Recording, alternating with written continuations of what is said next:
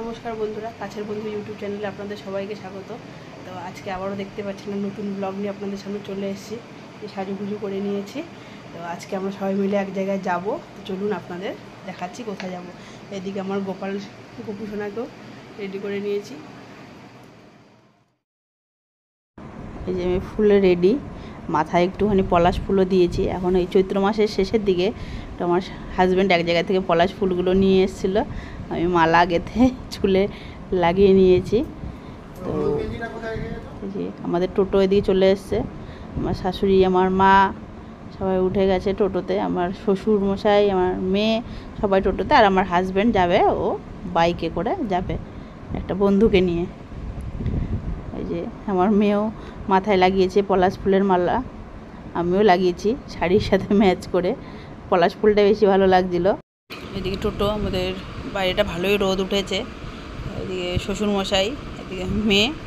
তো রোদে এদিকে আমরা জিটি রোডে উঠে গেছি। এদিকে আমি এবার একটু ক্যামেরায় দেখে নিচ্ছিলাম ফুলটা ঠিকঠাক, ফুলটা একটু যেহেতু অনেকগুলো ফুল, একটু ফুলটা অনেকটা ভার হয়ে গেছিলো।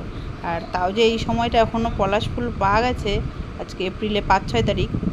তো ওই জন্য তো এই যে আমরা জিটি রোড দিয়ে যাচ্ছি। তো আমরা যাচ্ছি মন্দিরে। তো এই টোটোটা পুরো জিটি রোড দিয়ে উঠে গিয়ে বাইপাসে উঠবে, যেটা এই যে বাইপাসে উঠে গেছে। বাস যেটা বর্ধমান থেকে দুর্গাপুরে যে রাস্তা যাচ্ছে, সেই রাস্তাটা দিয়ে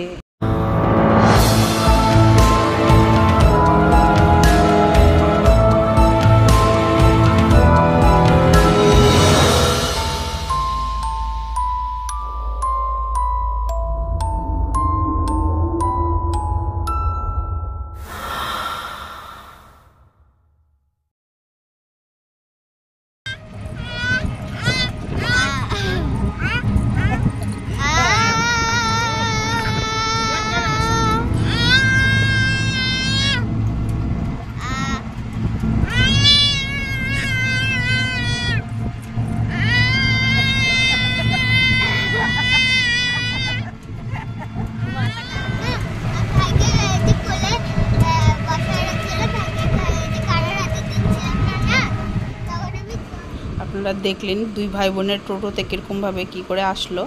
এই যে আমরা একটা মন্দিরে ঢুকে গেছি, এই যে ক্ষেত্রপাল বাবার মন্দির। আমাদের এখানে পানাগড় বেসের ভেতরে এই ক্ষেত্রপাল মন্দির আছে। তো ওখানে আজকে এসেছি, একটু পুজো দেব। আর একটা কাজও আছে, আপনাদের এখনই দেখাবো। আর এই বেসের ভেতরে অন্যদিকে তো ফটো তোলা অ্যালাউ নয়, শুধু মন্দিরটার জন্য এখানে অ্যালাউ। আর এখানে আর কি অনেকগুলো মন্দিরে দেখতে পাচ্ছেন, প্রচুর ঘন্টা। যে আমার মেয়ে ঘন্টা বাজানোর চেষ্টা করছে। এই যে চারিদিকে শুধু ঘন্টা আর ঘন্টা। এখানে ক্ষেত্রপাল বাবার মন্দিরের ভেতরে এই কালী মন্দির আছে, ওইদিকে বজরংবলীর মন্দির, আর এদিকে হচ্ছে গণপতি বাপ্পার মন্দির। তো এর ভেতরেই আর এই যে দেখতে পাচ্ছেন এত ঘন্টা প্রচুর। যাদের মানসকামনা পূর্ণ হয় তারা এই ঘন্টাগুলো বেঁধে যায়। এখানে ক্ষেত্রপাল বাবার মন্দিরটা খুব জাগ্রত, এই পানাগড় বেসের ভেতরে আর কি। আমাদের শ্বশুরবাড়ি এখানে, আমাদের ওখান থেকে কাছে। তো এবার যার যেখানে যখনই পুজো বলুন, বিয়ে, যার যে কাজের জন্য মুখে ভাত হোক বা অন্নপ্রাশনে যা পুজো দিতে, সবাই কিন্তু এই ক্ষেত্রপাল বাবার মন্দিরেই আসে।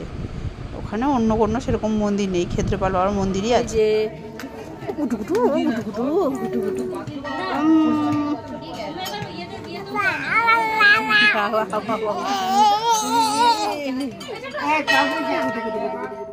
দিকে আমার হাজব্যান্ড চলে এসছে বন্ধুকে নিয়ে, বন্ধু মানে ওর থেকে ছোটো ভাই রাহুল, ওকে নিয়ে। তা আমাদের পুজো ও গেল খোঁজ নিতে।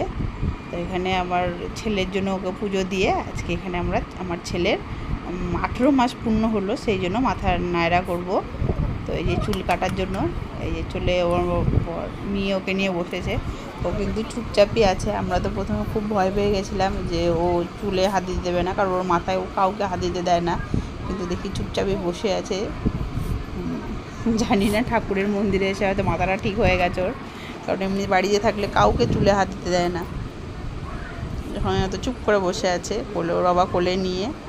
আর আমরা ওই জন্যই রাহুলকে ডাকা হয়েছিল, আর আমরা সবাই মিলে এসেছিলাম, যদি ওকে কেউ না পারে দুজনে মিলে। ওর বাবা বলছে আমি একা হয়তো পারবো না, কারণ এমনিতেও কাউকে কারণ জানি না ঠাকুরের কী মহিমা। ওইখানে এসে ঠাকুরের এখানে এসেও শান্ত হয়ে গেছে। চুল কেটে নিচ্ছে। আর আমার মেয়ে আবার এটা ওটা দেখে ওকে ভোলানোর চেষ্টা করছে আর কি। একটু মাঝে মাঝে একটুখানি কাঁদছিল, বাচ্চা মানুষ তো।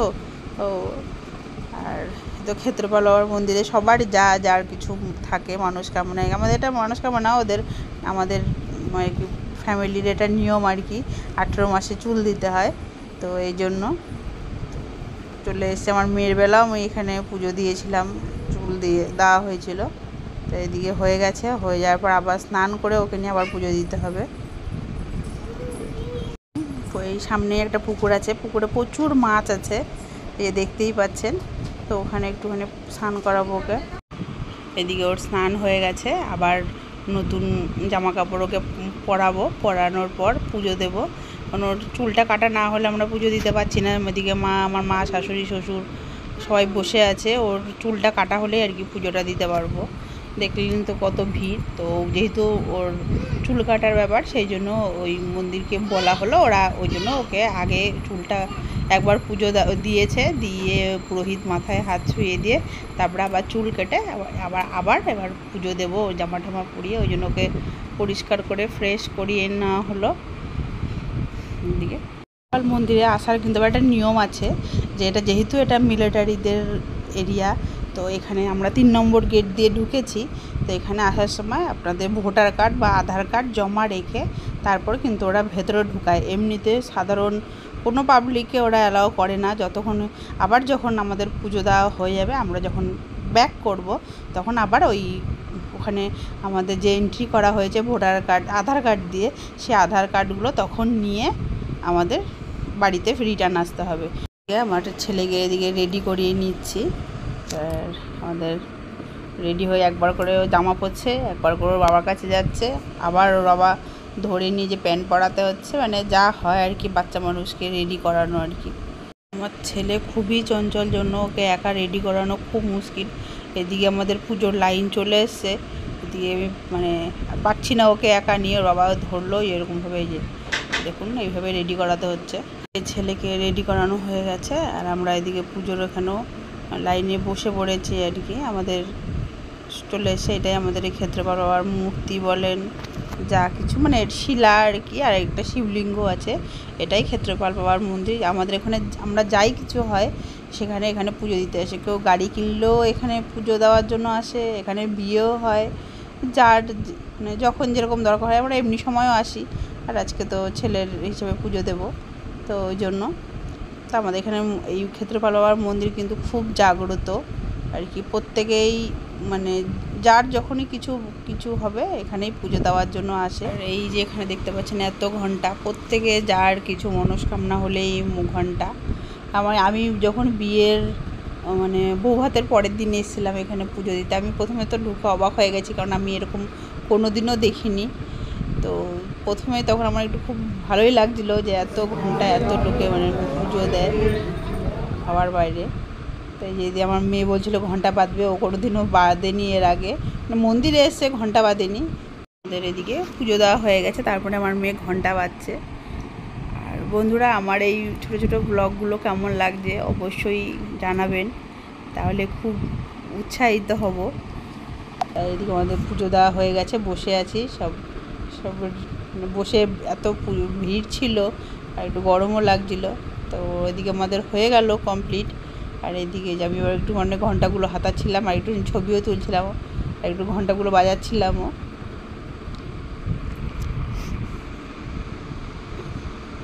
কমপ্লিট, ফটো তোলাও কমপ্লিট। এদিকে রাস্তায় আসলাম, টোটোটা বসবো। এদিকে এই টোটোতে উঠে আমার ছেলে গেছে ঘুমিয়ে। আর বন্ধুরা, আমার ভিডিওগুলো কেমন লাগছে অবশ্যই কমেন্ট করে জানাবেন, আর আমার চ্যানেলটিকে অবশ্যই সাবস্ক্রাইব করবেন, লাইক করবেন, শেয়ার করবেন। টাটা বন্ধুরা, আজকে ব্লগটি এখানেই শেষ করছি।